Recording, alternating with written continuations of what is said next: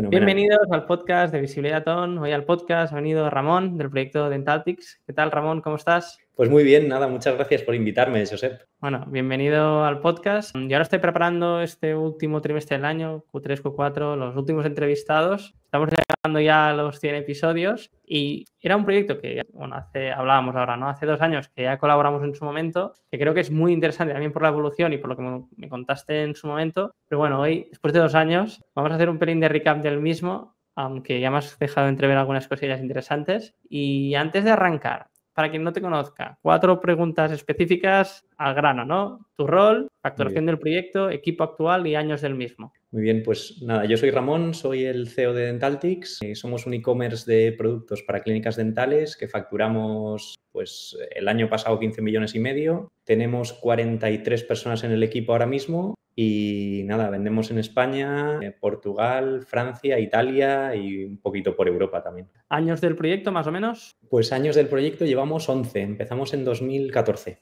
Y hilando con la pregunta, 11 añacos, felicidades, porque no es... Bueno, me imagino que aquí ha pasado un montón de cosas, pero ¿cómo arranca el proyecto? Pues mira, el proyecto arranca porque, el proyecto es como una secuela de una red social para dentistas que montamos Bea y yo, que es mi socia y mi mujer también, en 2012, cuando estábamos todavía en la universidad, que estudiábamos arquitectura y lo de la arquitectura no nos acababa de convencer y tal, y los ordenadores nos gustaban, nos apetecía montar algo. Y mi padre es dentista y entonces salió esto de la red social para dentistas, que era como un sitio donde los dentistas podían publicar casos clínicos y se los comentaban y unos a otros había ahí como comunidad, ¿no? Y entonces eso fue relativamente bien a nivel de usuarios porque llegamos a tener... Esto era casi pre-Facebook. O sea, no había Facebook en España para aquel entonces. ¿Esto qué año era, más o menos? Esto era 2011 y entonces nosotros montamos eso, los dentistas se compartían los casos, llegamos a tener 1 de cada 3 dentistas españoles allí que entraban en la plataforma y se compartían casos, pero no conseguimos sacarle ni un duro. Esperábamos tener patrocinadores o esperábamos... Claro, te iba a decir, toda la industria que hay detrás a nivel de producto y tal, no...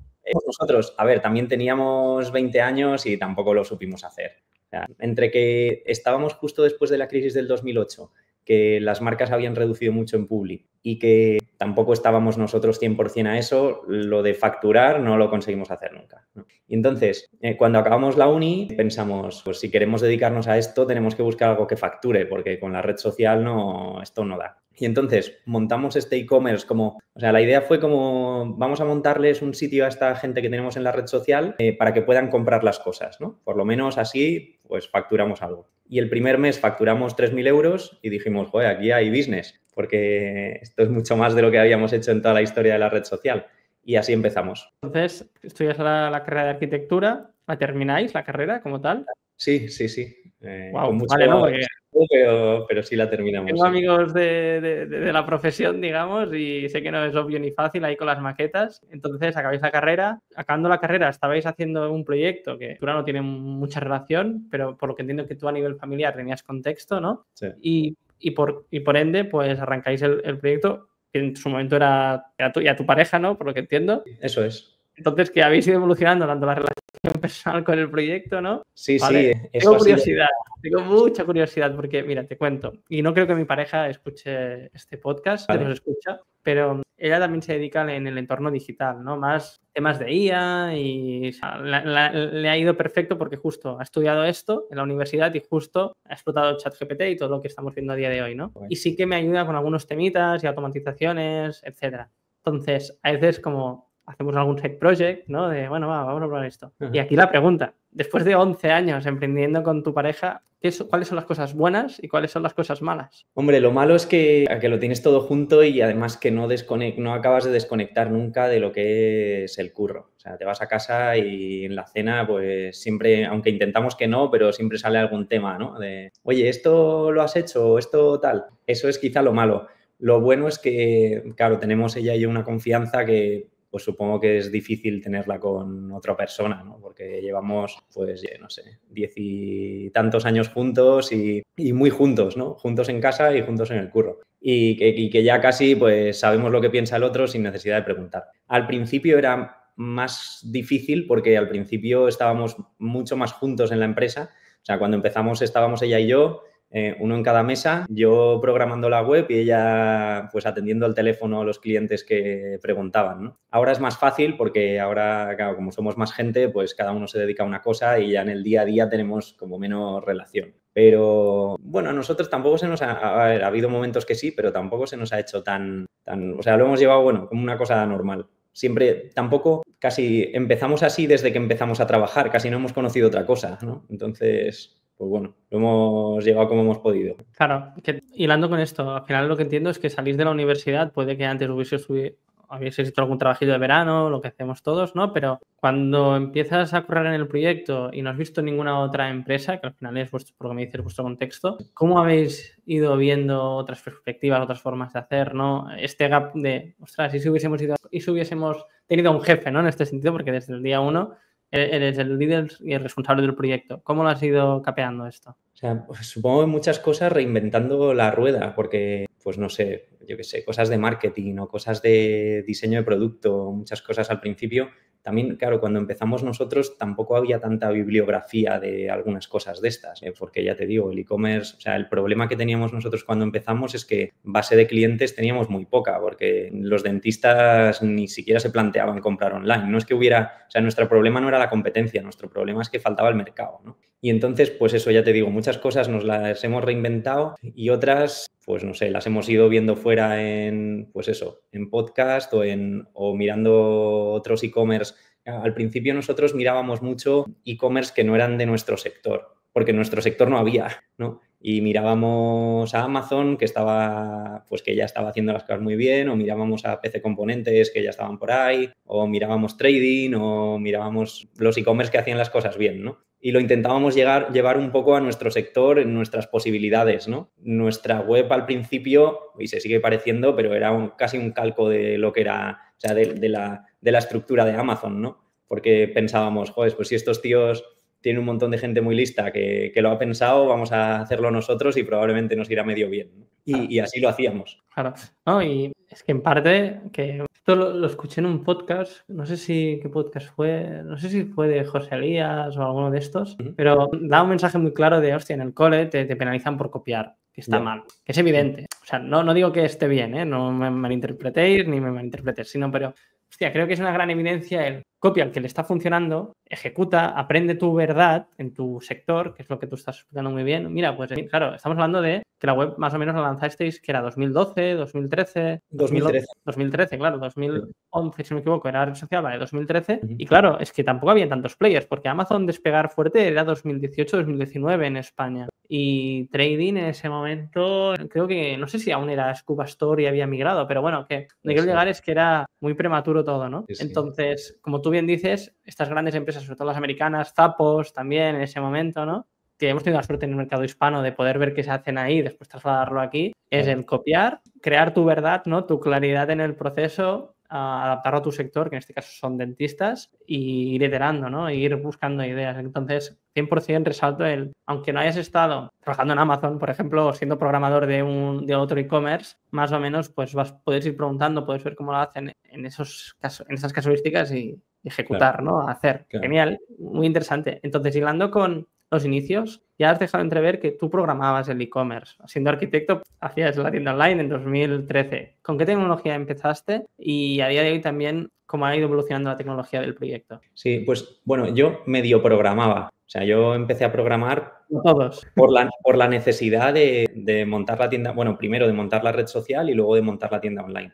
Y programaba lo menos que podía. O sea, todo este rollo del no-code, el low-code o tal, sin ponerle nombre, pero es lo que intentaba hacer yo cuando monté el e-commerce, porque programar sabía poquísimo. Entonces, el e-commerce lo empezamos con Drupal, que al principio fue Drupal 6. Bueno, al principio la red social la montamos en Drupal 5, luego la migramos a Drupal 7 y el e-commerce ya lo empezamos en Drupal 7. Y entonces, hasta hace 4 años o así, seguimos teniendo ese Drupal 7 pelado con unas poquitas evoluciones, pero vamos, básicamente lo que habíamos montado al principio seguía. De 4 años aquí, lo que hemos hecho ha sido meterle una capa por delante al Drupal 7 de Vue, donde hemos hecho nosotros mucha customización y ahora del Drupal 7 queda muy poco. Y En lo que estamos ahora es en acabar de quitar ese Drupal 7 y probablemente, probablemente no, seguro, cambiarlo a Drupal 11. Porque nosotros tenemos mucha historia con Drupal y ya sabemos usarlo y además nos gusta mucho Drupal. No es el estándar de e-commerce, pero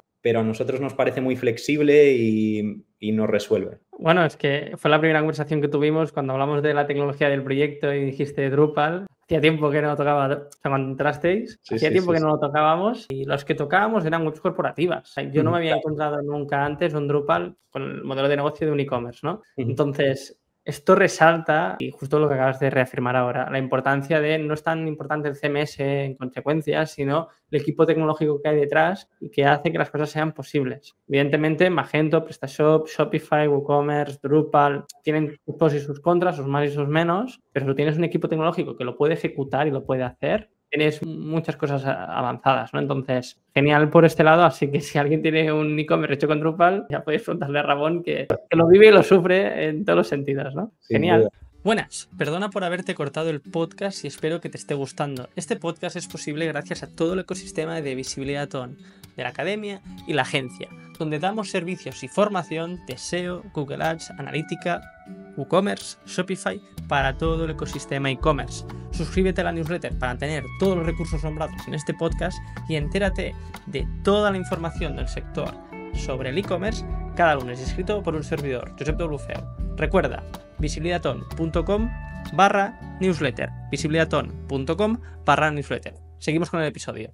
Entonces, más o menos a nivel tecnológico nos ha dado contexto, cómo habéis ido iterando y evolucionando. Fantástico. Hablemos también de la evolución del mismo, ¿no? Has hablado de unos 15 millones de facturación, una locura, felicidades. Hablemos de, si quieres, a nivel por años, ¿no? No tanto, pues cada año pasó esto, pero sí un poco la evolución, ¿no? ¿Cómo fue de 2013 a 2015, 2015 a 2020, con la pandemia por en medio y, evidentemente, la actualidad? Hablemos un poco de esto, de Victoria. Pues mira, bueno, pues como te decía, nosotros en final de 2013, principio de 2014, montamos el e-commerce y empezamos, Bea y yo, a facturar un poquito. O sea, como te decía, yo me encargaba un poco más de la parte técnica, Bea se encargaba más de la parte de soporte a clientes, catálogo y este tipo de cosas, y empezamos a facturar. O sea, 2013 debimos facturar, yo qué sé, 40.000 euros, 2014 debimos facturar 250.000, 2015 500.000 y en final de 2015 entramos en Wayra, en Telefónica. Hablemos de esto, ¿eh? Te iré cortando porque hay temas muy interesantes. Has comentado de salir de la universidad. Es verdad que en arquitectura creo que son 5 años y depende de cómo vayas, ¿no? Sí, 5 años con mucha suerte, pero... Correcto, y todo esto. En nuestro caso.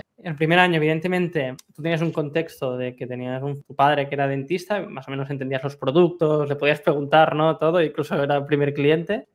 A nivel de proveedores, claro, ¿cómo te acercas en ese primer momento? Ahora es muy evidente, ¿no? Podemos vender por e-commerce al proveedor, pero en ese momento, ¿cómo te acercas al proveedor? ¿Vas al comercial que tenías contacto con tu padre, por ejemplo? ¿O cómo fue? Pues claro, en ese momento lo complicado era explicarle a un proveedor que tú ibas a vender por internet y que te dejara su catálogo de productos para venderlos por internet. Porque lo que estaba acostumbrado al proveedor era a un distribuidor físico que o tenía un local o tenía unos comerciales que visitaban clínicas y que de esa manera cogían los pedidos. Y el problema es que los precios nunca eran públicos y que tú publicaras los precios en internet, además normalmente más bajos que los que solía dar el comercial, porque tú te tenías que diferenciar de alguna forma, ¿no? Para que se animaran a comprar por internet. Pues con eso tuvimos 1000 problemas al principio. O sea, llamadas de proveedores y de fabricantes todos los días de que no sé qué precio estaba bajo, de que nosotros no podíamos vender esos productos, de que eso por suerte ya nos ha dejado de pasar, pero los primeros años eran así siempre. O sea, nuestro problema nunca fue la competencia, nuestro problema fue pues llegar muy pronto al mercado, ¿no? En ese momento. Sí, bueno, es que en un propio trading, la tienda que había en Celrà, que es un pueblo que está al lado de aquí de Girona, tenían que tener una tienda física para que las marcas les vendiesen. Que al día de hoy es un pelín diferente, es como un picking que tú puedes ir con el ordenador y comprar y te lo llevas al momento, que es fantástico, pero que no es otra movida, ¿no? Entonces, por eso te lo preguntaba, y más en un sector B2B, ¿no? Que hay un comercial por el medio, hay el dentista, claro. Y los precios a veces son un poco... Sí. Hay poca transparencia. Y todavía nos pasó más porque nosotros casi desde el inicio teníamos claro que queríamos hacer como un distribuidor europeo y enseguida abrimos Francia y abrimos Italia. y eso ya a los fabricantes les explotaba la cabeza. Porque aún España y Portugal lo consideraban Iberia y España y Portugal no tenían problema en que vendieras.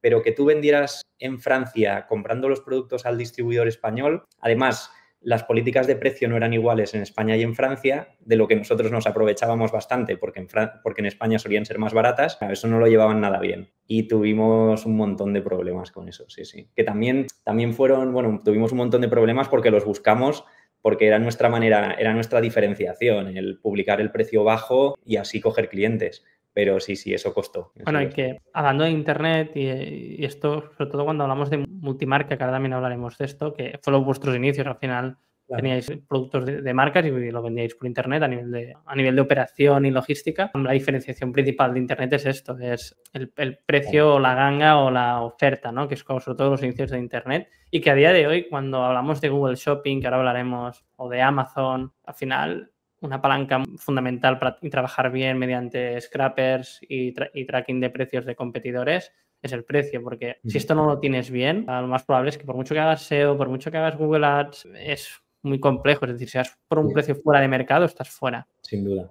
Entonces, perfecto. Tenéis producto. Tenéis el Drupal ahí que vas montando tú junto a tu pareja, ¿no? Que lo va haciendo atención al cliente, almacenaje del producto. Hablemos de esto. Es decir, al principio, claro, os estocabais, era un dropshipping, ¿cómo lo planteabais? Sí, o sea, al principio no estocábamos nada. O sea, nosotros lo que hacíamos era, encontramos en España que había 2 mayoristas que a lo que se dedicaban principalmente antes de trabajar con nosotros era a servir a los pequeños distribuidores que visitaban, o sea, como a los pequeños visitadores de clínica. O sea, los visitadores de clínica iban visitando, cogían pedidos, se los pasaban al mayorista y este enviaba los productos directamente a la clínica. Y estos ya trabajaban como un dropshipper, porque lo único que no tenían una web, sino que visitaban clientes. Y entonces nosotros nos conectamos a esos 2 mayoristas y con eso pudimos empezar a servir sin necesidad de tener un stock. Si lo hubiéramos necesitado ese stock, o sea, nosotros pudimos empezar el proyecto sin levantar capital por eso, o sea, porque encontramos ese stock en mayoristas que ya existían y nos aprovechamos un poco de eso, ¿no? Tenía sus desventajas porque la mayor parte de los pedidos no los podíamos servir de un único proveedor y quizá teníamos que hacer 2 envíos o tardaban más de lo que tardaban los distribuidores en entregar que sí tenían stock, pero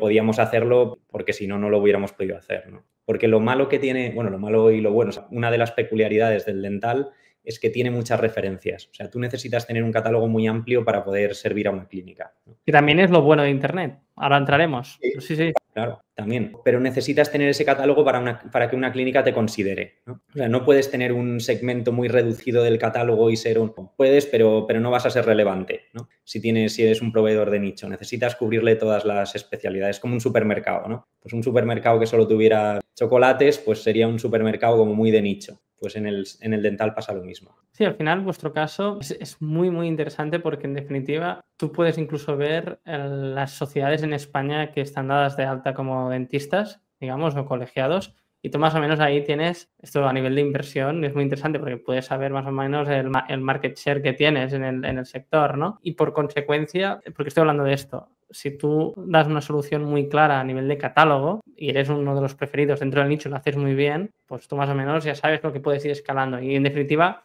precio y catálogo son 2 palancas clave que siempre hablamos mucho cuando hablamos de escalar un e-commerce multimarca. Entonces, siguiendo con esto, ya sois vosotros 2, ¿cuándo ficháis a la primera persona y cómo vais escalando el equipo? Vale, o sea, al principio somos nosotros 2 los primeros 8 o 9 meses sin cobrar. Porque porque ahí no había recursos, no se cobraba. No, claro, no recuerdo si fue primero o después, luego nos pusimos, Bea y yo, un sueldo de 1.000 euros al mes. Y ese sueldo de 1.000 euros al mes lo tuvimos los primeros 2 años y pico o 3 años y pico. Y luego, desde que empezamos, no sé, pues a los 8 o 9 meses cogimos la primera persona, que fue un becario, que tuvimos 3 meses, para ayudarnos con catálogo. Porque nosotros, sobre todo, al principio lo que hicimos es un montón de trabajo de descripciones de producto en fichas de producto. Porque ahora está un poco más desarrollado, pero entonces el proveedor te pasaba una foto como así, ¿no? Y un texto de una línea describiéndote el producto. Y nosotros curramos un montón haciendo descripciones únicas, un montón. Antes de ChatGPT, antes de todas estas cosas, le hemos dedicado miles de horas a hacer descripciones de producto. Y la primera persona la cogimos para eso, para que nos ayudara en catálogo. Y luego, pues a medida que íbamos teniendo recursos, o sea, si nos entraban 3.000 de beneficio al mes, pues cogíamos, no sé, 2.000 de esos euros los dedicábamos a coger a una persona más y que nos ayudara, pues eso. Sobre todo catálogo y marketing al principio, porque no teníamos que hacer logística, de contabilidad y de finanzas teníamos muy poquito. Lo que hacíamos era mejorar el producto y mejorar los productos, mejorar el e-commerce. Y al principio, pues las primeras 8 o 9 personas fueron para eso. Entenderlo al principio, con el modelo que comentas de dropshipping, que ahora también hablaremos de la evolución, si seguís así, si tenéis un almacén logístico, un 3PL, entraremos. Has dado un punto clave que a nosotros nos sucede lo mismo, ¿no? Es decir, a día de hoy, en nuestro caso, el modelo es muy parecido. Tenemos un modelo de dropshipping, sí que evidentemente nos estocamos de productos que ya funcionan o marcas que nos obligan evidentemente a comprar, a hacer precompras incluso, y nos sincronizamos después con los distribuidores de forma semanal, ¿no? Está a nivel de stocks y tal, para tener todo el long tail de catálogo. Aún así, hay una primera fase que tú lo has dicho muy bien, que es la subida de ese catálogo, que muchas veces los proveedores o los propios fabricantes es una mierda. No hay fotos o está en inglés y mal. Y también es una ventaja competitiva para esta tipología de sectores. Es decir, yo en un sector donde el fabricante está cero digitalizado, también es una oportunidad para hacer un e-commerce y digitalizar todo el producto, ¿no? Porque implica que también será más... O sea, la barrera de entrada será más alta. Entonces, hablamos un poco de, cuando hablamos de gestión de catálogo, con los puntos en las IES, ¿no? ¿A qué te refieres? ¿Tus grandes aprendizajes? ¿Cómo lo hacíais antes? ¿Cómo lo hacéis ahora? Vale, o sea, nosotros tenemos ahora en catálogo como unas 60.000 referencias en 5 idiomas. O sea, entonces 6 por 5, como 300.000 fichas de producto, ¿no? Y lo que, quiero decir, hemos intentado durante todos estos años, pues automatizar lo automatizable, pero seguimos haciendo mucho trabajo manual sobre el catálogo para categorización de productos que muchas veces el fabricante tampoco tiene del todo clara, o aunque el fabricante la tenga clara, pero no se acaba de combinar bien con la categorización tuya, porque nosotros tenemos un árbol de categorías como muy ramificado. A la hora de hacer fotos de producto, que cada vez los fabricantes te van dando mejores fotos, pero hay veces que tienes que hacer tus fotos propias y que eso también es una pequeña diferenciación. Y también durante muchos años hemos hecho las descripciones de producto a mano, descripciones únicas, primero para mejorar la conversión en los productos y luego para intentar mejorar el SEO, ¿no? Que eso también ha sido una de las grandes diferenciaciones. Quiero decir, si nosotros ahora mismo tenemos una ventaja competitiva con el resto de distribuidores es que hemos estado 11 años haciendo descripciones únicas de producto y haciendo contenido y todo eso posiciona, ¿no? Y nosotros de SEO traemos mucho tráfico y traemos mucha venta, captamos mucho a través de SEO. Y te diría, o sea, en los primeros años gran parte de la inversión en personal ha sido eso, o sea, mejorar catálogo. Y además es que lo veíamos, o sea, si mejorábamos una categoría, esa categoría quizá no en el momento, pero en el siguiente trimestre subían ventas. Y así poquito a poco pues lo hemos ido haciendo. Y es lo que comentas, que lo más... Y eso lo vemos en muchos sectores, que muchos e-commerce multimarca lo que hacen es que vuelcan directamente el título, la descripción, la foto del fabricante. Esto lo tienen 50 más y por consecuencia lo que sucede es que es contenido duplicado de diferentes sites y el que tiene, aunque sea con el title, el nombre del producto, incluso a veces el EAN del fabricante, que a veces incluso se busca por EAN porque son normativas que tienes que comprar ese producto, sí. Al ser tú diferente en ese idioma, que eso es interesante, posicionas. Esto, proyectos que hemos nombrado, hay mercados muy nicho, como que sé, pues, bueno, nicho, pero Polonia como tal no es nicho, pero quiero decir que tienen idiomas muy concretos, que el hecho de traducir y tener la moneda de esa ubicación te permite solo con SEO y con algo de Google Ads escalar muy rápido con un mismo catálogo, ¿no? Y es un playbook que muchos e-commerce multimarca hacen muy bien y lo que se hacía en su momento, que evidentemente ahora con ChatGPT ha cambiado, es con la API de Google Translate, que no me imagino que vosotros haréis... ¿Cómo hacéis las traducciones de las fichas de producto? O sea, al principio hicimos 100% Google Translate, API de Google Translate y unos scripts con lo que tradujimos todo y subimos ahí el catálogo a a cascoporro. Y luego empezamos a mejorar productos, mejorar traducción. Te estoy hablando de la API de Google Translate de 2015 probablemente, que Bueno, no lo era... puedo decir de forma automática, porque DeepL, no, sí. Nosotros probamos unas cuantas y por coste, entre coste y calidad, lo que decidimos fue API de Google Translate. Entonces, subimos todo el catálogo, lo metimos bajo el mismo dominio en un directorio para intentar usar parte de la autoridad que teníamos en España, intentar usarla en los países. Eso más o menos empezó a posicionar, porque ya te digo, en el sector tampoco había mucho... Es decir, no había mucha competencia online, no había muchos más catálogos, ¿no? Teníamos unas descripciones bastante buenas en España, que fueron las que tradujimos, y luego empezamos a mejorar traducciones desde los productos más vendidos a los menos vendidos a mano. O sea, nos sacábamos una especie de Excels, teníamos personas del equipo que hablaban los idiomas y íbamos mejorando. Y ahora ahora tenemos una memoria de traducción muy grande de todo lo que hemos traducido en estos 10 años y usamos como una mezcla de ChatGPT para traducir y nuestra memoria de traducción. Y con eso más o menos salen unos resultados aceptables que luego si validamos a mano en los productos, por lo menos en los bestsellers, se valida esa traducción a mano para ver que no haya barbaridades. Pero la base de la traducción nos la da más o menos automática. Muy interesante. Al final, una de las palancas de crecimiento, como bien dices,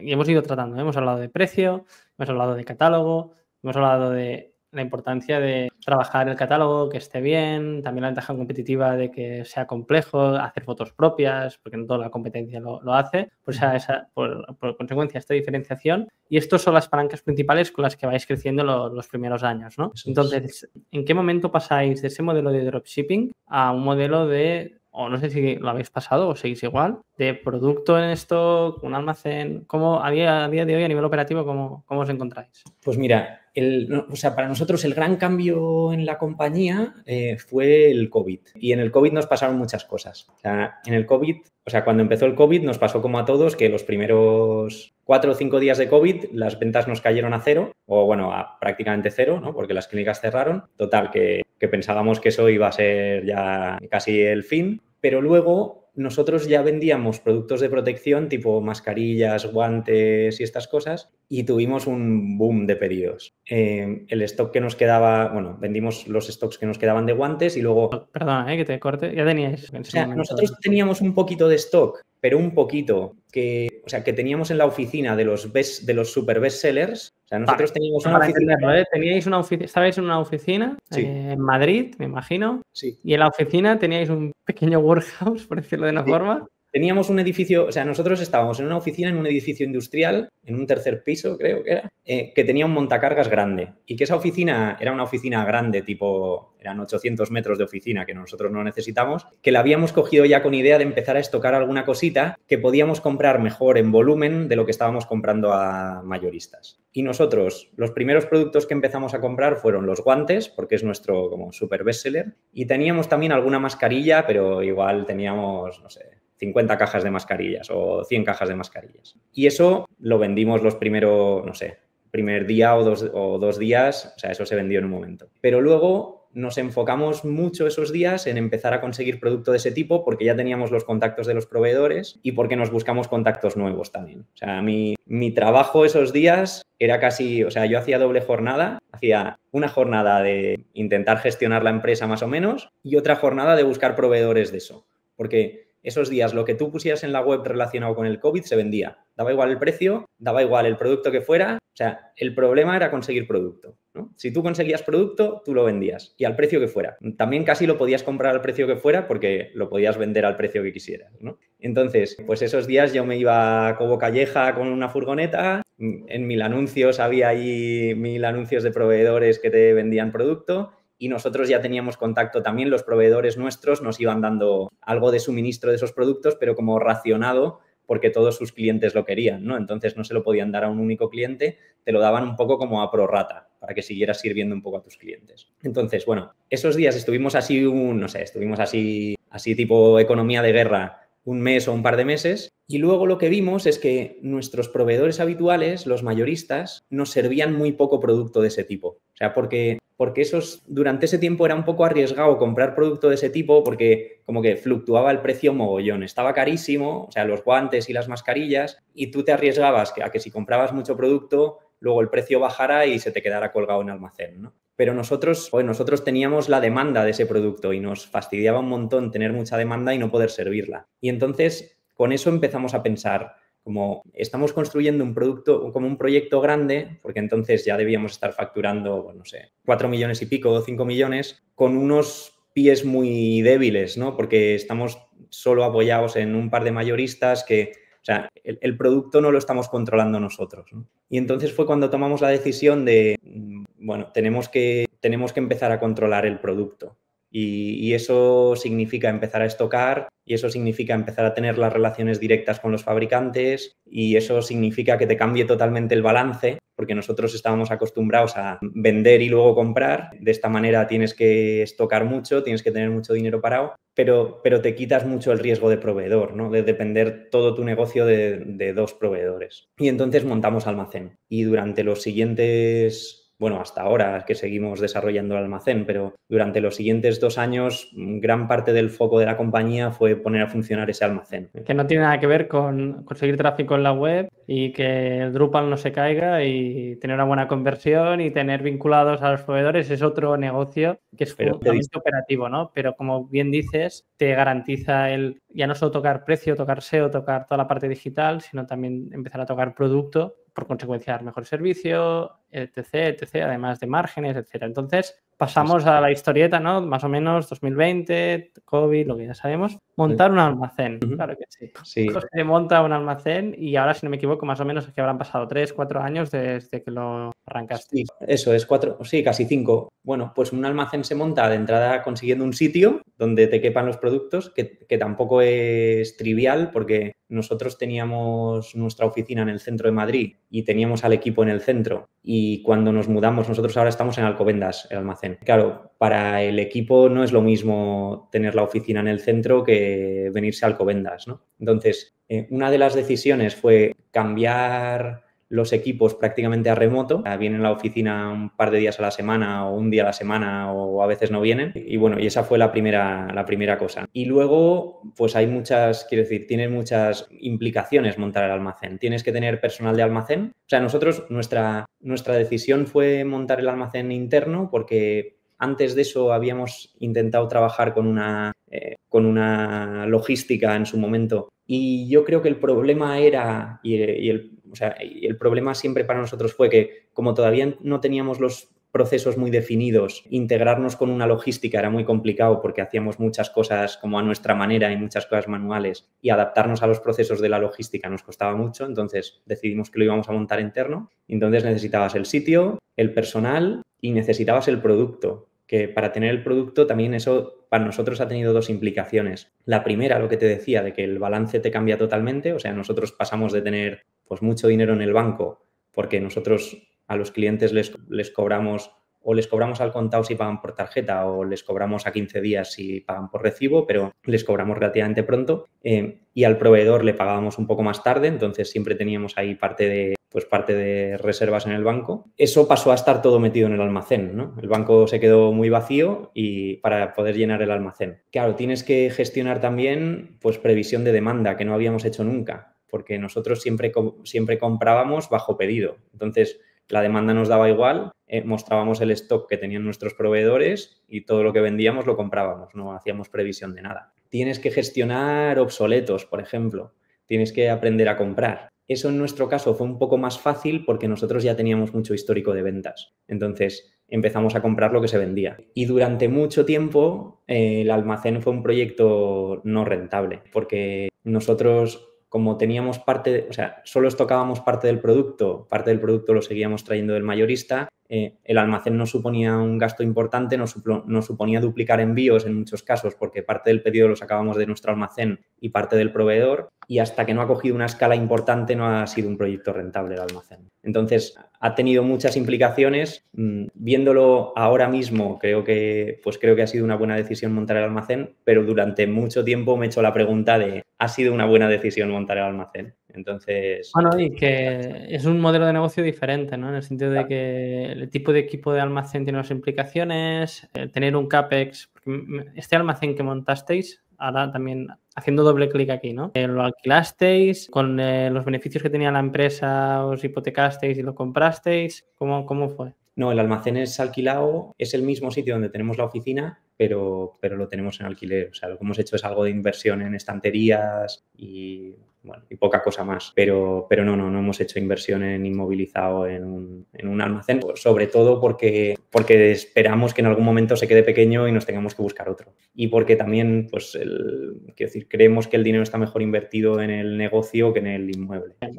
Es que, en definitiva, es lo que estás hablando, ¿no? De pasar de un modelo de dropshipping a pasar a un modelo de estocarte. Evidentemente, a corto, en el momento que vendes con un mayor margen y mayor control del producto, porque sabes que lo tienes tú y depende de ti el envío. Por ende, lo que has comentado, ese dinero antes el cliente te pagaba, tú con ese dinero comprabas el producto. Es un modelo de que todos los creadores de contenido y vendehumos te dicen que es la hostia, que evidentemente a nivel financiero está muy bien, pero como tú bien decías, pues puede que el proveedor no tuviese ni su RP al día y no tuviese producto. Por ejemplo, ¿qué pasa? Lo dicho, que después si el producto hay alguna deficiencia, te lo comas tú, porque puede que el mayorista dice, a mí no me vengas con tonterías, ¿no? Y no tienes el contacto del fabricante. Y como bien dices, al cambiarlo, sí que es verdad que jugáis sobre vuestras reglas y vuestros márgenes, pues si con un mayorista, por decir algo, tienes, no sé cómo van los márgenes de este sector, pero un 20, un 25, ahora puede que tuvieses un 30, por decir algo, un 35 o un 40. Pero con la implicación que estás comentando, ¿no? De, mira, pues ahora el dinero lo tenía en el banco, incluso no sé si tuvisteis que, por decir, porque entiendo que todo esto lo habéis hecho con fondos propios y puede que en su momento tuviese, no sé si vais con una línea de crédito o con algún tipo de financiación en el banco, que es lo que suele pasar cuando empiezas a estocarte, ¿no? Que tienes que pedir algún tipo de financiación para adelantar la caja y esa caja, si tú tienes histórico de ventas, como comentabas, pues sabes que más o menos a 30, 60 días vas a tener esas ventas de ese producto. Entonces, ¿tuvisteis que, a nivel financiero, tuvisteis que hacer alguna cosilla? Sí, o sea, nosotros financiación externa a lo largo del proyecto solo hemos tenido 2 veces, o sea, una vez cuando entramos en Wayra, pero que no fue muy relevante, y otra vez entraron en 2019 pues 6 meses antes del COVID más o menos. Nosotros hicimos una ampliación de capital que entraron 2 fondos, entró Cavides and Partners y entró Bigwater. Y con la idea, porque era un momento en el que estábamos creciendo bien y teníamos idea de, o sea, el racional fue, bueno, vamos a coger algo de dinero, vamos a intentar escalar un poco más. También es verdad que entonces hacíamos una gestión de la caja pésima. O sea, aunque teníamos el modelo de dropshipping que siempre te da algo de caja, ¿no? Por cobrar pronto y pagar un poco más tarde al proveedor, pero pagábamos a los proveedores prontísimo y no ajustábamos nada a esa... En el momento que vendíais, pagabais, no hacéis lo de a 30 días o 60. Muy poquito. O sea, y no gestionábamos plazos de pago, no gestionábamos... O sea, nosotros nos creíamos que íbamos ajustados de tesorería porque lo íbamos, pero habríamos tenido... O sea, si el Ramón de ahora hubiera gestionado la empresa entonces, había 1000 cosas que hacer para mejorar la gestión de caja. Evidentemente, esto es lo de siempre, ¿no? Todo lo pasado, pues todos somos muy buenos, ¿no? Pero bueno, aprendes en el proceso, sí. Sí, nos vimos un poco justos de caja y además queríamos escalar y hicimos esa ampliación de capital, que Bigwater y Caviedes metieron 500.000 euros y además le compraron su parte a Wayra en otra operación, ¿no? Entonces nos quedamos con ellos dos como socios. Y eso es lo que nos permitió, o sea, tener esa caja, que además no nos la habíamos gastado, es lo que nos permitió primero sobrevivir con el primer mes de COVID que no teníamos ventas y luego empezar todo este proyecto también de almacén y de desarrollo de marca propia, que si quieres ahora hablamos también de eso. Ahora hablamos, sí. Que eso también fue muy ligado al almacén porque para desarrollar toda esa marca propia necesitábamos un almacén, ¿no? Y por eso nos animamos a todo eso. Y además, sí en ese momento pedimos bastante financiación bancaria que seguimos renovando, que es como fundamentalmente como financiamos el almacén. Vale, sí. Hablemos de esto. Está muy interesante el punto de la entrada de inversores en la compañía. Has dado contexto, ¿no? Que antes sin querer te he cortado y hemos empezado a hilar y habías dejado por ahí el tema de Wayra y ahora en esta segunda ocasión, 2019, la entrada de otros 2 inversores, ¿no? Entonces, primero de todo, hilando con este tema de los inversores, aprendizajes que te llevas y evidentemente siempre, ¿no? Pros y contras y cómo cambia la compañía. Vale. Pues bueno, el primer aprendizaje yo creo es inversores, o sea, solo meterlos si realmente hacen falta, o sea, por muchas cosas. Primero porque la compañía, o sea, cuando metes inversores, las decisiones ya no las tomas solo tú, ¿no? Las tienes que tomar junto con los inversores. A veces son las mismas que habrías tomado tú o a veces no son exactamente las mismas y hay que llegar a acuerdos y hay que llegar a... Tienes más reuniones en tu calendar. Sí, tienes más reuniones en tu calendar y la asunción de riesgos por parte de un inversor normalmente es algo mayor que la que habríamos asumido nosotros como emprendedores porque ellos están muchísimo más diversificados, ¿no? Y ellos pueden asumir más riesgo que nosotros. Eso es quiero decir, en mi caso, sí. Sí, no. Y hablando en este punto, para quien nos esté escuchando, es muy interesante que cuando tienes unas buenas unit economics, unas buenas métricas a nivel de negocio, ¿no? Porque tú decías clientes en la base de datos, recurrencia, que es lo típico que te piden, ¿no? Ventas, tamaño del mercado, que también lo podrías sacar. Y lo que tenías en ese momento es un desajuste de la caja que puede suceder por cambios del modelo, etcétera. Has dado un punto muy interesante que es, primero es clientes, por ejemplo, ¿no? Es decir, a veces con clientes, pues también te puedes financiar. Hay los Berkami de turno, o sea, si encima son empresarios, en tu caso son dentistas, y a veces incluso puedes hacer préstamos personales a un tipo de interés interesante y eso, por ejemplo, nosotros lo hemos hecho. No hemos hecho aumento de capital, hemos hecho préstamos de diferentes clientes que les gusta mucho el ecosistema del surf. Es una fórmula. La otra que has dicho muy bien es el proveedor. El proveedor, primero que es el último, sobre todo los clientes importantes, el mayorista importante que es ganando la vida gracias a ti también, quiere que tú crezcas, para lo bueno y para lo malo. Y a mí esto, un distribuidor me lo explicó muy bien para un e-commerce que tenía de e-commerce, el 90% del negocio lo está generando fuera de España. O sea, vende, es una SL española, yo soy un distribuidor en España, pero es que está vendiendo un montón fuera de España. Entonces, a mí me interesa un montón cuidarlo, el tema de los precios, ya sabes por dónde voy, ¿no? Entonces, el proveedor también es un gran aliado. Solo con clientes y proveedor se pueden jugar un montón de... Y ahí quedaría el banco, ¿no? El amado y odiado banco, pero también es muy interesante. Y a veces, sin querer, y está bien, y tienen que haber inversores y son muy sexy y son la hostia, pero hemos como, no sé cómo decirlo, todo el ecosistema startup endiosado este modelo de financiación y tiene sus pros y sus contras, evidentemente, y una de las grandes contras que yo incluso trabajando en proyectos he visto es que todo va muy lento, o sea, que hace que se ralentice. Y tiene cosas muy buenas, evidentemente, pero...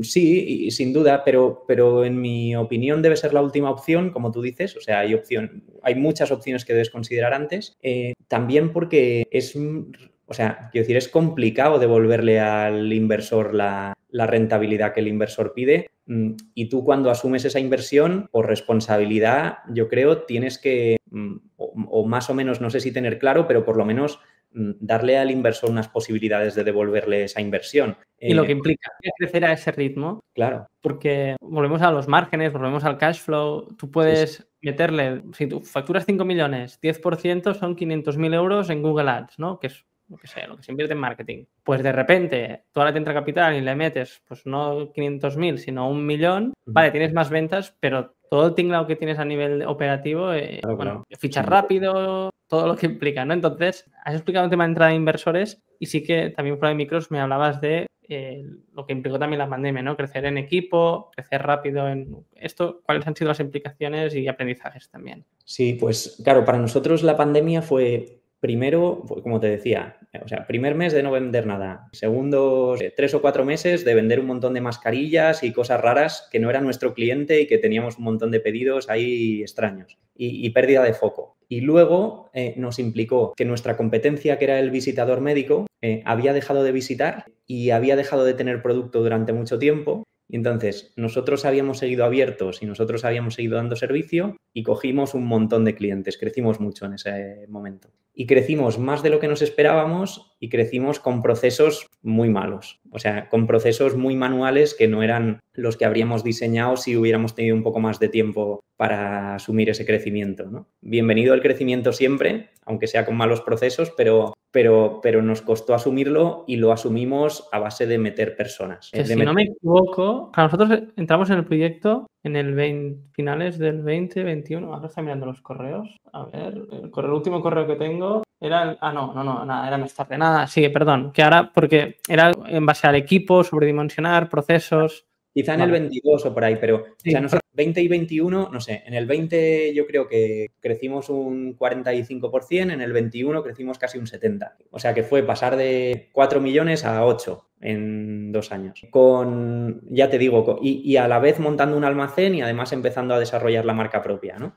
Entonces, nos empezó a entrar bastante, o sea, más margen del que estábamos acostumbrados porque empezamos a vender mucho producto relacionado con el COVID que tenía buen margen, crecimos mucho y nos metimos en estos proyectos. Entonces, sobredimensionamos mucho el equipo, nos metimos en gastos que solo podíamos asumir. O sea, los estábamos pagando con lo que generábamos, pero eso tenía una fecha de caducidad que era cuando se dejaran de consumir los productos de COVID, todo ese margen se nos iba, ¿no? Entonces, al año siguiente, que fue en el 22, efectivamente esos productos se dejaron de vender, pero nosotros seguíamos con nuestra estructura y seguíamos con nuestros gastos y entonces el 22 para nosotros fue un año muy malo. Pasamos de haber crecido un 70% al 22 crecer un 10% o por ahí. Y entonces en el 22 dijimos, espera un momento que esto lo tenemos que arreglar, ¿no?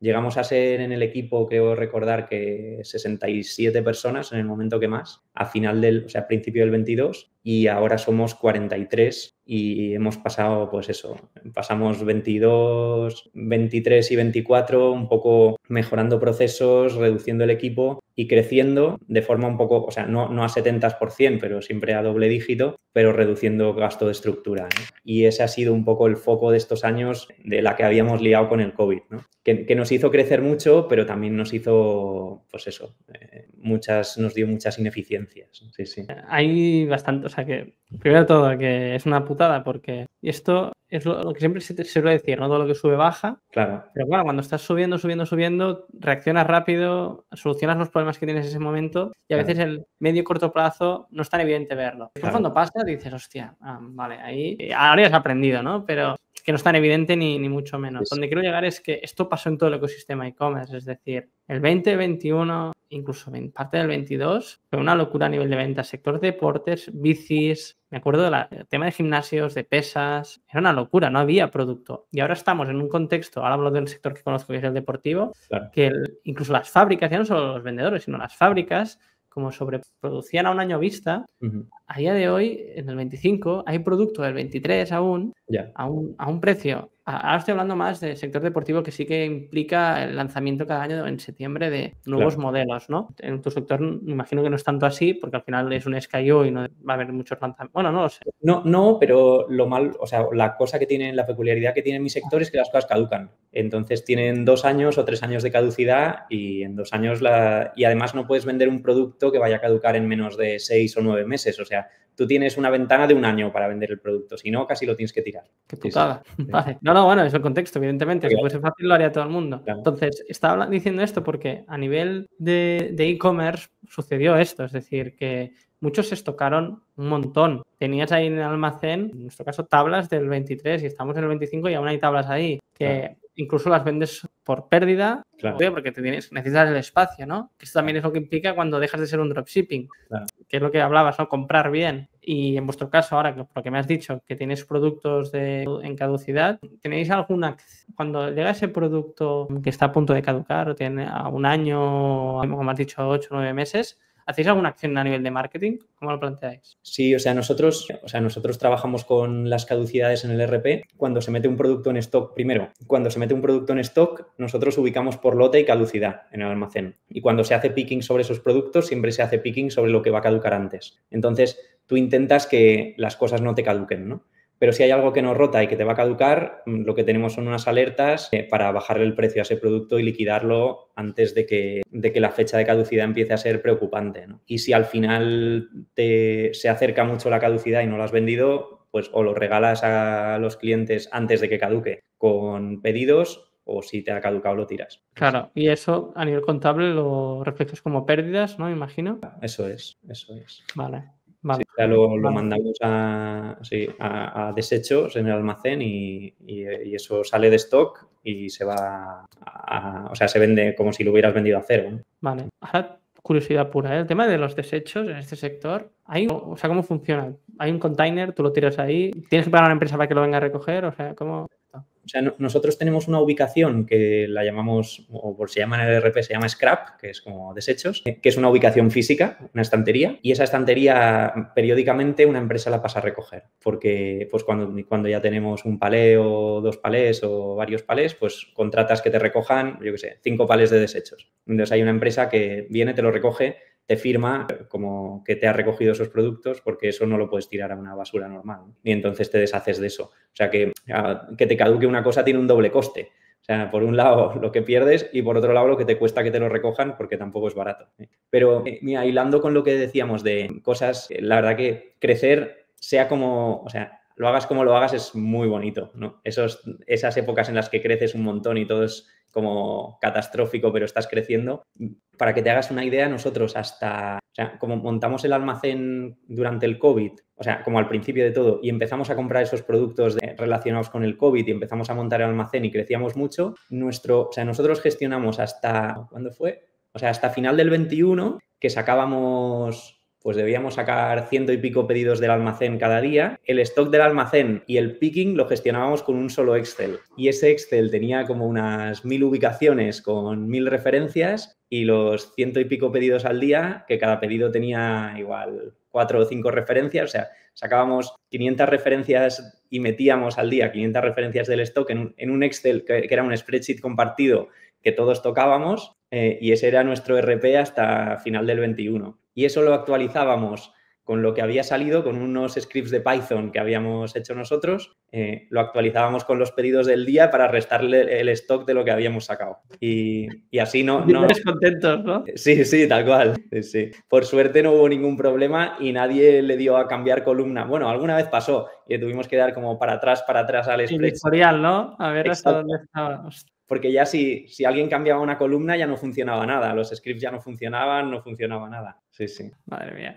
Yo me imagino que los usuarios de Workspace de Google, algunos tenían capacidad de editor, otros de comentador y los de lector, ¿no? Eso yo tengo a nivel operativo en todos los proyectos lo que hacemos, ¿no? No, es una liada. Y Diosito de que no se borre, ¿eh? Claro. Bueno, que siempre me imagino, nunca me ha pasado, pero me imagino que debe haber una papelera o lo que sea. Bueno, dicho esto, hablemos del RP, ¿vale? Que no es una tontería. Hasta el 21, ¿cuánto facturabais más o menos? En el 21, pues yo creo que cerramos el 21 facturando como 8 millones más o menos. O sea, para entenderlo, durante 2021, claro, casi 7, 8 años, ¿no? Bueno, teníamos un RP, pero solo para facturar, o sea, solo para hacer la factura. Claro, no, y después que esto a nivel financiero y contabilidad y, bueno, evidentemente para presentar la contabilidad del año necesitabas un gestor de facturas, ¿no? Pero, claro, al ser dropshipping desde el Drupal, tú podías gestionar toda la venta se vinculaba con tu software de facturas. Por curiosidad, ¿cuál era? Sí, Odoo, ODOO. Vale, es decir, ya, o sea, toda la parte de ya empezasteis con Odoo. ¿El RP lo tenéis con Odoo también? También. O sea, Bueno, el almacén, empezamos con OpenRP, que era como la versión previa a Odoo, y luego le cambiaron el nombre. Creo que empezamos con OpenRP 7, es que nosotros tenemos muchos años, yo sé. Que también, o sea, casi cuando montamos el Drupal, a los 8 o 9 meses le montamos al lado un Odoo, o sea, un OpenRP 7 para facturar. Pero claro, como nosotros es que ni sabíamos desarrollar, ni sabíamos tal, encontramos un módulo por ahí que hacía que los pedidos de Drupal bajaran a Odoo y con eso facturábamos, porque al principio facturábamos con Excel también, ¿no? Y desde ahí hasta que montamos el almacén, el RP lo usábamos solo para facturar y para la integración con proveedores también. O sea, los pedidos no se los pasaba el Drupal, sino que se los pasaba el Odoo. Pero no había un módulo de almacén, no había un módulo de contabilidad tampoco, no había prácticamente, solo estaba el módulo de ventas y una integración que sí habíamos hecho ad hoc con los proveedores. Entonces, toda esta parte de tecnología, eras tú, hay un CTO en la empresa a día de hoy, también trabajabais con externos con India, porque Odoo, por ejemplo, hay mucho proveedor de India. Toda esta parte de tecnología, ¿cómo lo habéis hecho? O sea, toda la tecnología la hemos hecho interna. O sea, durante mucho tiempo hemos tenido muy poco equipo de tecnología o nada. O sea, al principio, los primeros años... ¿Eras tú? Sí, prácticamente yo de equipo de tecnología, pero que yo tampoco soy técnico. O sea, yo soy más o menos apañado para juntar cosas, pero ya. Y durante, pues eso, los primeros 4 o 5 años prácticamente, o sea, tuvimos a temporadas tuvimos un desarrollador, a temporadas no, y luego, sí, ya cuando entraron los inversores en 2019, entonces ya metimos un CTO y ya empezamos a desarrollar un poquito. Tampoco, quizá por eso de no haber estado en otras compañías o eso, ha habido temporadas que la parte de tecnología se nos ha atragantado un poco más, tipo... Como pues a todos.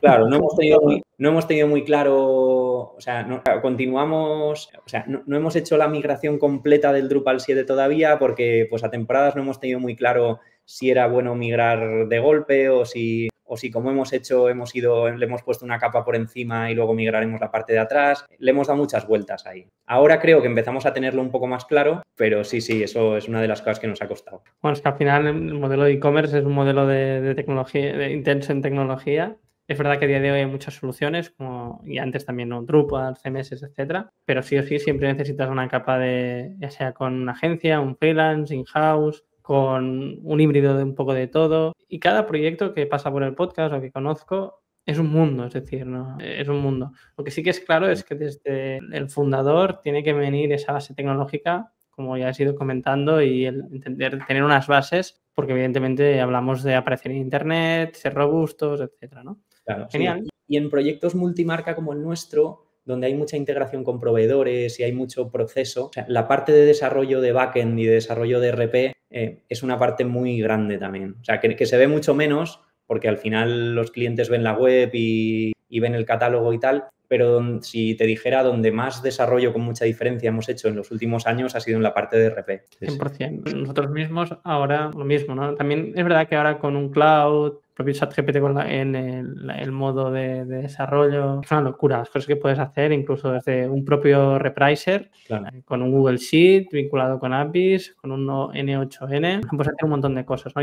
Y es una locura también lo rápido que está yendo todo a nivel de tecnología e implementación, porque parece que te estás quedando todo el día atrás, ¿no? Pero bueno, y dando con este punto, hay un tema que antes de llegar, que hemos llegado a la hora, me gustaría tratar, y con esto ya entraremos un poco también en un poco tu historia, ¿no? Y no hemos entrado en la parte de go-to-market aún. O sea, imagínate, la persona que suele escuchar este podcast debe haber flipado, he dicho, estos aún no han hablado de marketing. Pero sinceramente creo que hemos hablado de muchos temas muy interesantes y hablemos de marketing. Todos sabemos, ¿no? Pues proyecto, capta tráfico por Google, has hablado del SEO, email marketing es una base de datos cerrada, incluso no sé si se pueden comprar y saber todos los correos que hay de dentistas en España. Es bastante claro, ¿no? Incluso a nivel de comunidad es muy guay. A mí me encantan estos proyectos. Hay un proyecto que se llama, que la persona que nos escuche lo recomiendo, que es la tienda del apicultor, que es un e-commerce que se dedica solo a vender productos para apicultores. Toma nicho. Pues es la hostia. Y se va a todo el mundo y es muy guay, ¿no? Entonces, me recuerda mucho este proyecto a vuestro caso. En este caso son dentistas. Esa tipología de proyectos ahora mientras ibas hablando, he entrado en un bucle de decir, guau, voy a buscar proyectos parecidos porque realmente son muy interesantes a nivel de marketing, ¿no? Son hiperespecializados a nivel de comunicación. Aún así, que me voy por las ramas. Tema que sí, que es claro porque Amazon ha hecho Amazon Basics, PC Componentes ha hecho los componentes de PC Componentes, los ordenadores incluso, Naturitas ha hecho sus productos propios, Trading, aunque parecía que no ha entrado en el textil, alguna cosita de textil suya. Vosotros habéis hecho producto propio, marca propia. Sí. ¿Cuándo empezáis? ¿Por qué empezáis? Y también el porcentual de facturación actual. Pues nosotros empezamos en la marca propia porque en nuestro sector, aunque pueda parecer que no, los márgenes son súper ajustados. Ya hay mucha competencia de distribuidor y el margen de, yo qué sé, nosotros vendemos, una de las marcas más vendidas que distribuimos es 3M, por ejemplo. Pues en 3M el margen medio al que vendemos los productos no llega al 10%. El margen bruto. Y luego a eso le tienes que descontar envío, le tienes que descontar gasto de marketing, le tienes que descontar todo. Como en tecnología esto. Claro. Es como los Apple o todo esto, o los Garmin. Yo que en el e-commerce vendíamos Garmin, casi es que te arruinan. Claro. O sea, si no lo haces bien, la puedes liar. Y si tienes una devolución bueno, es una locura. Es que, y entonces es muy, muy difícil escalar el e-commerce sin tener marca propia, porque directamente los números no te dan, o sea, no puedes fichar. ¿Vas a precio? Claro, vas a precio, pero tienes que mantener unos costes de estructura tan bajos que no puedes hacer nada. O sea, no puedes montar equipo, no puedes nada. Entonces, el racional nuestro fue, bueno, si queremos escalar y queremos pasar de estos, quiero decir, subir unos puntos de margen, tenemos primero que montar el almacén para dejar de comprar a través del mayorista y llevarnos estos pequeños puntos que el mayorista nos está aplicando por la parte de logística y tenemos que hacer la marca propia para empezar a vender productos de marca propia que sí tienen más margen, ¿no? Y entonces nosotros lo que hicimos fue pues coger los productos más vendidos y ver quién nos podía hacer esos productos más vendidos bajo nuestra marca, ¿no? Nuestra decisión fue no asociarlo a la marca del e-commerce. Nosotros hemos sacado una marca distinta, una marca además que la hemos intentado dotar un poco de personalidad propia y hemos intentado hacer una marca de productos sostenibles en odontología dentro de lo que se puede hacer en odontología con el sostenible. O sea, nosotros la diferenciación que le intentamos meter a la marca es que en el packaging intentamos usar el mínimo plástico posible y lo que usamos luego tenemos un acuerdo con una ONG que recogemos la misma cantidad de plástico del mar, o sea que los productos son plastic neutral y así hemos posicionado la marca. Y la marca la lanzamos hace pues 3 años y pico y ahora es un 13% de las ventas la marca. Con un catálogo, sí, muchas gracias, con un catálogo que llega, o sea que ya casi son 900 referencias de marca propia. A ver si la adivino. ¿Puede ser que la marca sea Vidu? Esa. Genial. Sí. Entonces, esta marca como tal, entiendo que la vendéis a través de vuestro canal de ventas, que es Cent.com, pero sí. ¿Lo vendéis en marketplaces, por ejemplo, Amazon o otros e-commerce? ¿O su web propia? O sea, tiene su web propia que todavía no tiene e-commerce, simplemente una web de fabricante. Lo vendemos a través de Dentaltics y la vende ya algún otro distribuidor. La vende algún otro distribuidor en España y algún otro distribuidor por Europa y estamos buscando más porque la idea nuestra es eso, o sea, poder encontrar otros distribuidores que puedan distribuir la marca. Porque no hay tantas marcas no asociadas a un distribuidor que tengan un catálogo tan amplio, ¿no? Por esto te cubre todas las especialidades del dental y es como una marca a primer precio. Y es que es la única, o sea, cuando coges escala como distribuidor de productos dentales, o sea, todos hacemos lo mismo, o sea, todos nos metemos en un proyecto de marca propia y todos intentamos potenciar la marca propia porque es lo único que te da un margen suficiente para sobrevivir. Sí. No es un proyecto fácil, claro. Sobre todo porque es un producto que sí necesita economía de escala, o sea, lo malo de la marca propia es que las cantidades mínimas son altas para que te fabriquen con tu marca y los tiempos de stock son altos, así que si no tienes una rotación grande no lo puedes asumir, pero lo bueno de la marca propia es que te diferencia y que te da mucho más margen. Sí. Es que, ¿cuántas referencias tenéis de vuestra marca propia? Porque... Casi 900. Sí. Es que solo gestionar la cadena de suministro de eso es bastante... Tienes que tener un equipo en esta marca de operaciones.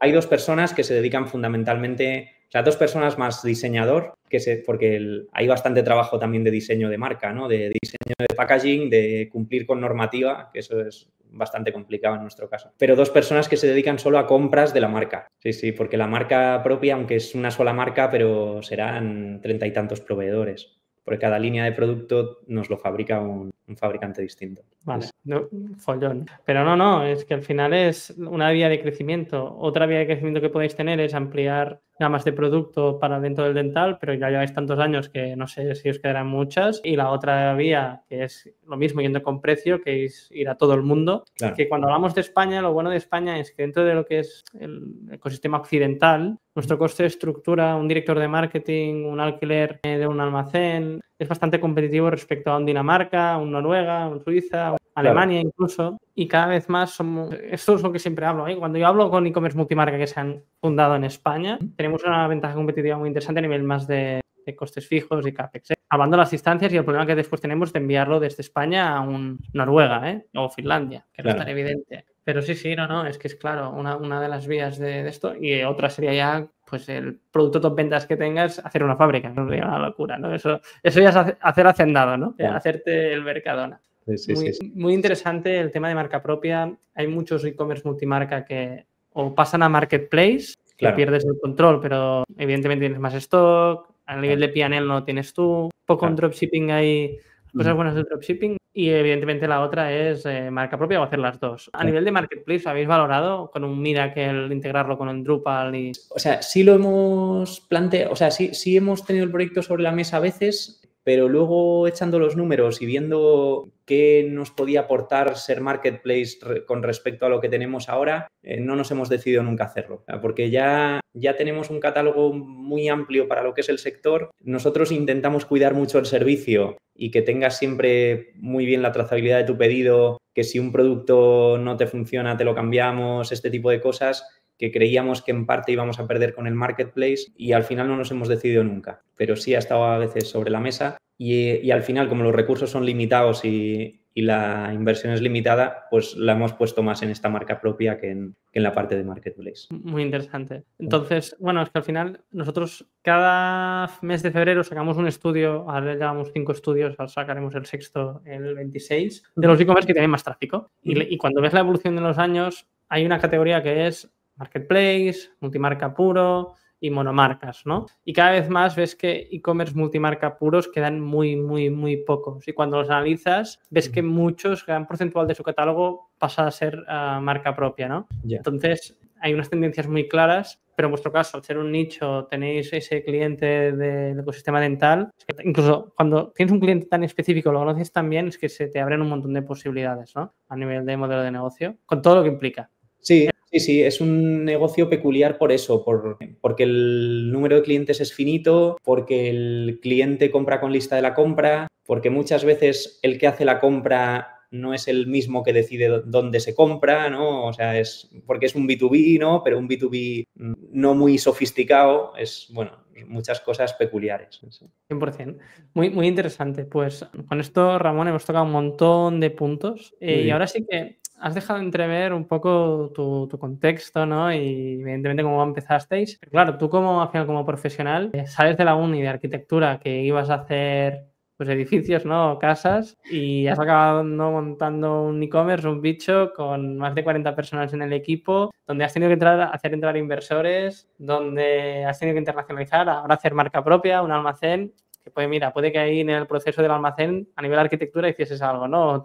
O rescataste alguna cosilla. Se parecía. Para ti, ¿cuáles han sido como los consejos que te dirías a ti mismo a nivel de evolución y crecimiento personal a ese Ramón cuando empezó, ¿no? Y en base a lo que sabes tú ahora. O sea, si tuvieses que hacer lo mismo, lo que has aprendido y es tu experiencia, ¿eh? Es decir, no creo que hayan buenos consejos nunca, porque cada persona es un mundo, pero en base a tu experiencia, ¿cómo has tenido que ir evolucionando? O sea, yo creo que ha habido, o sea, no sé, así de cosas, aprendizajes. El primero es que o sea, yo me esperaba un camino mucho más corto, ¿no? O sea, quizá no me esperaba estar facturando lo que facturamos, o sea, nunca he tenido sensación de éxito nunca la he tenido porque siempre, como vas haciendo cosas, tampoco hemos tenido nunca una rentabilidad brutal y tampoco he visto un gran retorno, ¿no? Nunca he tenido esa sensación de éxito, pero no esperaba un camino tan largo, o sea, yo esperaba más montar una empresa 3 años y quizá venderla, montar otra cosa o lo que fuera, y llevo 11 y supongo que voy a estar muchos más.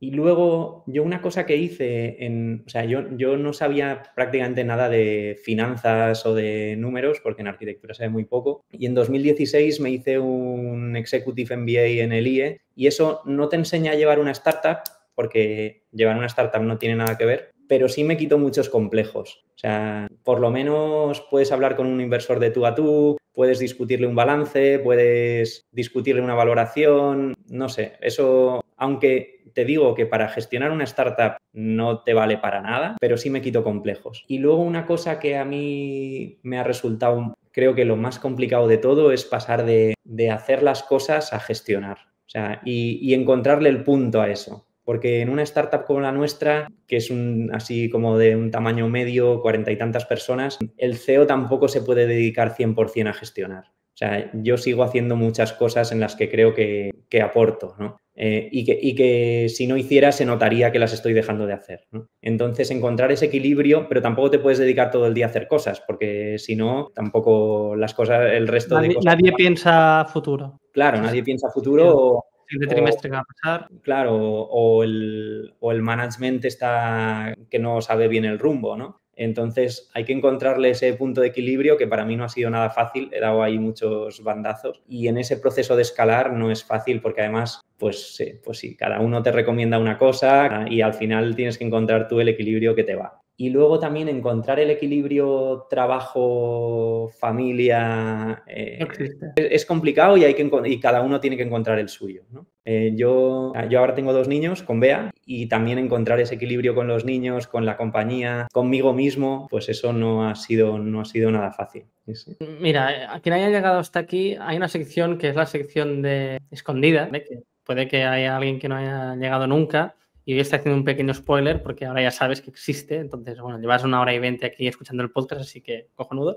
Y esto que acabas de responder creo que me vale porque ahora mientras hablabas me has hecho reflexionar un montón sobre un concepto que es dentro de una compañía suele haber un perfil que a veces es uno mismo, ¿eh? Sabes que hablas de sillas o a veces se habla de gorros y tú como gerente o fundador, o llámalo como quieras, al final llevas muchos gorros, ¿no? Depende de la hora del día, pues si eres financiero, el financiero, el de Google Ads, el de SEO e interlocutas con quien sea, ¿no? Donde estoy yendo es que a mí hay un concepto que me ayudó un montón, que lo que estabas comentando, de que hay un momento, por ejemplo, que es más importante el estar presente y ser un ejecutor y que hacer que las cosas pasen, ¿no? Y tú tienes que entrar al Drupal y lo haces tú, lo haces desarrollador, pero lo haces, ¿no? Y que también veas que eres capaz de hacerlo y ahora con ChatGPT esto ayuda un montón a nivel de ejecución. Después hay la parte más de organizador, que es un poco lo que estás diciendo tú ahora, ¿no? Cuando ya sois 70 personas o 40 personas, estás más organizando, pidiendo fechas de entrega, diciendo que es importante, que no, bueno, lo típico, ¿no? Cada 2 semanas, weeks, lo que sea, seguimiento.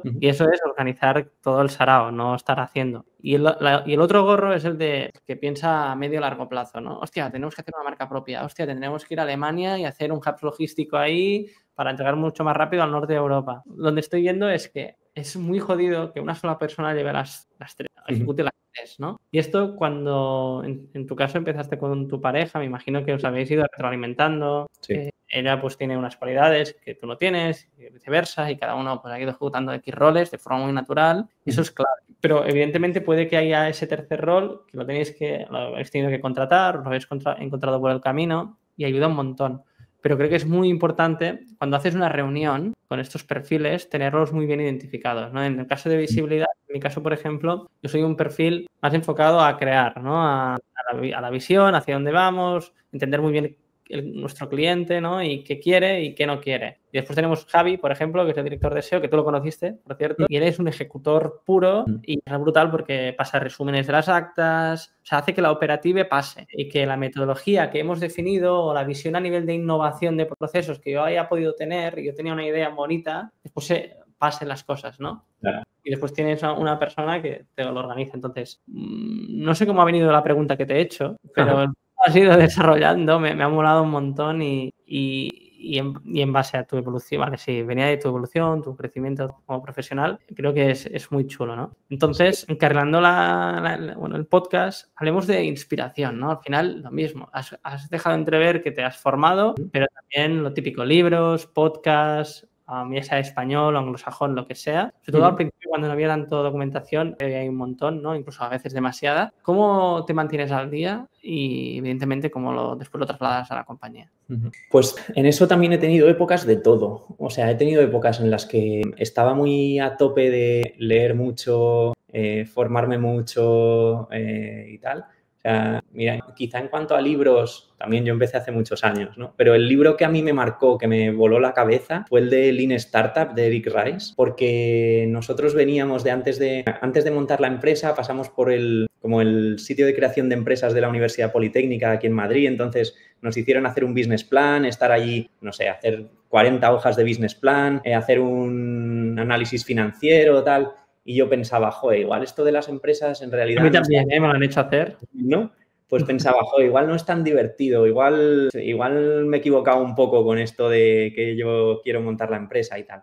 Y luego leí a Eric Ries y me voló la cabeza, o sea, pensé, joder, esto es lo que yo quiero hacer experimentos, yo quiero lanzar cosas, quiero probarlas, quiero ver si funcionan. Y eso al montar Dentaltics me marcó mogollón. Y lo hicimos todo muy así. O sea, lo hicimos todo lanzando rápido, experimentando, y creo que los primeros años una de las ventajas competitivas nuestras fue que todo iba muy rápido en la compañía. Intentamos que siga yendo rápido, a veces va más rápido, a veces menos rápido, pero siempre lo hemos intentado mantener, ¿no? Y ya te digo, durante épocas leía mucho más, durante épocas menos. Ahora lo que intento es, o sea, sí leo cosas y tal, pero intento hacer mucho deporte. O sea, yo intento estar muy bien físicamente, intento estar muy bien mentalmente. O sea, yo trabajo 7 horas al día o así, porque también tengo los 2 niños, tengo la family, tengo tal. Pero intento que el tiempo que estoy, estar muy bien en la oficina. O sea, intento transmitir energía, intento empujar, intento como ser la persona que empuja, ¿no? Y ser la persona que te da los ánimos, que te da la energía y tal. Y intento también estar muy bien para las X decisiones importantes que hay que tomar en el año o las Y decisiones que hay que tomar en el mes, tomarlas bien. Porque claro, yo llevo 11 años con la compañía, ¿no? Y después de 11 años, un poco mirando atrás, lo que veo es épocas en las que he estado mucho más dedicado quizá, pero mucho más quemado. Al final las decisiones importantes no se han tomado del todo bien y en eso te juegas mucho más dinero que en dedicarle 1 hora más o 2 horas más al día para hacer no sé qué tarea que al final quizá ni se tenía que hacer o la podía hacer otro, ¿no? Y entonces yo intento hacer muy pocas cosas, las que hago que me gusten y estar muy bien para las decisiones importantes, tomarlas bien, porque para tomar bien algunas decisiones hay que tener mucha energía. O sea, a veces tomar bien algunas decisiones te implica mucha más energía y mucho más esfuerzo del esfuerzo que te implica tomarlas mal, ¿no? No sé. No es evidente, no, lo que estás diciendo, aparte que empatizo un montón porque no es tan evidente, porque lo mismo, nos enseñan a que hay que trabajar duro, hay que hacer muchas horas, e incluso cuando arrancas es lo que haces, porque no tienes experiencia y tampoco sabes, o sea, no sabes si vas a tener éxito o no. Y cogiendo el éxito lo que es facturar más, crecer una empresa, lo que sea. ¿Qué sucede? Que empiezas a crecer, empiezas a ver o hablar con gente del sector, compites, porque al final eres competitivo y te lo crees un pelín, incluso a veces demasiado, y después te metes una hostia y vuelves a tierra, ¿no? Que está muy bien. Donde quiero llegar es que empatizo mucho con lo que estás diciendo. Yo en mi caso con la agencia llevo 5 años y estoy muy de acuerdo con lo que dices, que no es o al menos un mensaje que me quedo es, no es tanto, no es de inspiración, ¿no? Leer muchos libros, al principio leías sagas de libros, dormías menos horas, y incluso yo a veces tengo ese sentimiento de mierda. Tengo el libro ahí al lado de la mesilla de noche, hay noches que llevo petado y no me apetece leer, ¿no? Aparte que muchas veces me parece un pelín repetitivo todo. Y cuando has dicho lo del deporte y mentalidad, empatizo un montón, ¿no? Yo ahora, y ahora 3 años, antes entrenaba por la tarde. Ahora priorizo, me levanto a la mañana, entreno y después ya empiezo el día, ¿no? Y sinceramente que estoy contigo de que puede que no trabaje tanto, aunque trabajo igual, pero joder, esas horas que sean de calidad. Sí, sin duda. Y lo que te decía o sea, te pongo un ejemplo de que hay decisiones que necesitas tener energía para tomarlas. O sea, nosotros ahora, o sea, cada cierto tiempo hacíamos un proyecto quiero decir, como un proyecto de marketing que nos cuesta bastante dinero y qué tal, y que este año hemos decidido cortar y la inercia nos llevaba a volver a hacerlo porque es lo que hemos hecho siempre, porque además es divertido de hacer, es una cosa con clientes y no sé qué, que tampoco te puedo dar muchos detalles, pero el decidir que íbamos a cortar ese proyecto, quiero decir, o sea, yo necesito tener la energía bien para poder tomar esa decisión y poder justificarla, ¿no? Si estoy muy quemado, si llevo tiempo, lo dejo pasar y digo, pues bueno, bien, vamos a hacerlo. Pero hay decisiones importantes que creo que para tomarlas bien necesitas tener la energía a tope, que teniendo la energía a tope las tomas y no te cuesta, pero que si no las dejas pasar y que creo que al final esas cosas son las que van marcando la diferencia en una compañía. Sí, es que está muy manido, ¿no? Pero el saber qué es lo importante, a veces a mí eso me saca el sueño, ¿no? Porque no lo sabes realmente, pero es fundamental, ya seas gerente, fundador, sea lo que sea, el tener muy claro qué es importante y qué no. Eso es la típica matriz de Ansoff, de Eisenhower, que te dice eso, ¿no? Importante y urgente. Después hay cosas que son urgentes, pero importantes, que suelen ser las cosas que olvidamos y que a medio y largo plazo pueden matar una compañía. Podríamos tirarnos horas hablando de esto, hemos hablado de inspiración, pero dicho, me quedo con el tema del libro de Lean Startup, por ahí notado y estará en la newsletter. Y ya para ir acabando el podcast, siempre pregunto e-commerce, 3 e-commerce, o 1 o 2, lo que tú quieras, que lo que decíamos de copiar, ¿no? Has dicho Amazon, y has dejado entrever, PC Componentes, Trading, los hemos nombrado. ¿Hay algún e-commerce que digas, hostia, yo he dicho la tienda del apicultor, que está bien y para echarle un ojo y copiarlo? Pues, por ejemplo, a mí me flipa el e-commerce de Thomann, que son estos distribuidores alemanes que se dedican a distribuir cosas de música. O sea, no eres el primero que me lo dice. Ahora, y la primera vez que me lo dijeron, no sabía escribir. Vale, lo voy a añadir. Sí. No, o sea, es brutal, que son productos de música. Los reyes de las descripciones de producto y la categorización de productos y hacer contenido alrededor de los productos y de las categorías, creo que son unos absolutos cracks. Y luego por ejemplo, hay otro e-commerce español que es la gente de Endado, que estos se dedican a distribuir recambios de automóvil, que es ¿Cómo algo... ¿Cómo se escribe? Endado, o sea, como E-N-A-D-O. Endado, vale. Sí. Es relativamente parecido a nuestro sector, también los miramos mucho y además el fundador es muy buen tío, muy amigo mío, que es Miguel, y también hacen las cosas muy bien. Genial, pues lo dejaremos por aquí por la newsletter. Genial. Muy interesante estos dos proyectos, lo que tú has comentado, ¿no? Casuísticas parecidas, sectores muy diferentes, pero que siempre de todos se aprende un montón, ¿no? Entonces, nada, ya de mi lado, el resumen que hago un pelín. Nos hemos quedado con cerca de 20 y pico puntos, que suelo tener unos 15, y la verdad que hemos ido fluyendo, nos hemos petado la escaleta, te soy muy sincero, pero he aprendido un montón, me ha gustado un montón, hemos tocado puntos que puede que antes no hubiésemos tocado y los tengo aquí notados, ¿eh? Entonces, hemos arrancado principalmente hablando de los inicios del proyecto, que incluso fuera de micros te he dicho, hey, no te voy a preguntar sobre tu contexto porque si no la gente se lo salta rápido y se piran, ¿no? Y que para mí es fundamental, ¿no? Dar contexto de quién ha hecho el proyecto, pero bueno, hemos arrancado hablando de que queréis montar una red social y al final pues acá estáis montando un e-commerce, lo cual es fantástico porque a día de hoy estáis donde estáis gracias a ese proyecto inicial y aquí entrever el tema del Lean Startup, ¿no? También de, hey, pues algo no funciona, pivotamos, ¿no? Que es lo que también se define. Lanzaros rápido al mercado y darte hostias rápido en el mercado y arreglarlo. Nos vamos ya en todo lo que implica la creación de un e-commerce, evidentemente, hablamos de Drupal, te pregunto por alusiones a un amigo que tengo que con su pareja puede que monte algo, qué tal, lo que es liderar un proyecto cuando antes puede que hayas tenido un ecosistema parecido y nunca tan dirigido, pero que evidentemente aprendes y que te espabilas. Con esto hablamos de, que es un problema que yo he tenido y sigo teniendo a nivel de proveedores, que no es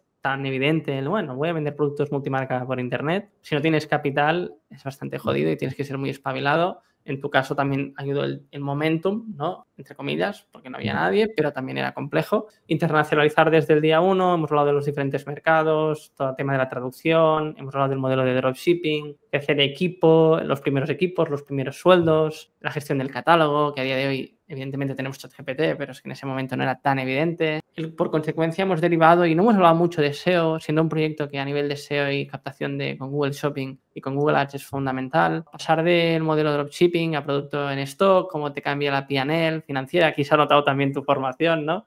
Que al final es la base, ¿no? Que esto por consecuencia hablamos de ese cambio que facturando cerca de 5 millones de euros, la importancia de tener controlado el proveedor y también lo que hablábamos de proveedores menos o más digitalizados, montar el almacén desde cero, aquí a nivel de arquitectura puede que hiciste alguna cosilla, impacto, y hemos hablado aquí de P&Ls, de todo el impacto que tenía. Por ende, lo has dejado entrever al principio y hemos hablado de los inversores, qué implica tener inversores, qué puedes hacer antes de recurrir a una fuente de, bueno, es decir, de ingresos, pero no son ingresos, de inversión por parte de pues, bancos, clientes, amigos, bueno, amigos mejor que no, pero bueno, lo que tú consideres, ¿no? Y evidentemente, que esto también pues lo hemos hablado, la bajada de las ventas que os ha pasado a vosotros después del COVID y, bueno, no bajada de ventas, no tanto esto, sino reducción del crecimiento y lo que implicó evidentemente la estructura de ese crecimiento y las consecuencias de un crecimiento tan acelerado, ¿no? Hemos hablado del ERP, Google Sheet famoso y ahora evidentemente un Odoo y toda la vinculación con la tecnología. Y finalmente nos hemos quedado con el tema de la marca propia, que creo que es un gran tema y que de esto se podría hacer solo un podcast, ¿no? De coger a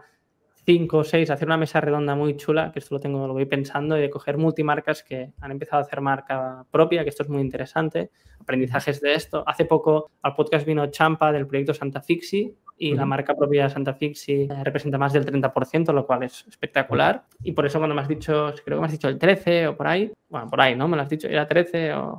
perfecto. Que al final tú lo piensas, ¿no? De esa facturación del 13% con un buen margen, que controlas el producto, es que tienes una rama... O sea, se puede ir, entre comillas, el multimarca, que tocamos madera, ¿eh? Y le queda mucho, pero tienes ahí otro modelo de negocio que es muy interesante, ¿no? Y también te hace aprender mucho porque al final, en parte, tu cliente también es el proveedor y tú ahora puedes ser también tu propio proveedor. Y eso te da mucho contenido. Creo que es muy sano. Y por último, y menos importante, hemos ido hablando del tema de Marketplace, sí, no, el por qué. Y ahí hemos empezado a hablar de tu crecimiento personal y aprendizajes, ¿no? Entonces, Ramón, agradecerte un montón el rato, la hora y media larga que hemos estado de podcast. Yo sabía que podía salir un podcast muy guay, porque ya te conocía y tenía contexto. Y el otro día, repasando proyectos que habíamos trabajado, estaba buscando podcast. Hostia, esta gente, ¿qué ha pasado con ellos? ¿No? Y dije, hostia, siguen bien, siguen creciendo. Voy a escribir a Ramón. Así que, nada, espero que hayas estado a gusto. ¿Qué tal? ¿Cómo lo has visto? Pues sí, nada, muy a gusto. Se me ha pasado la hora y media muy rápido y muy divertido. Me alegro. Pues de mi lado, a la persona que ha escuchado hasta aquí, agradecerle un montón que evidentemente que haya llegado.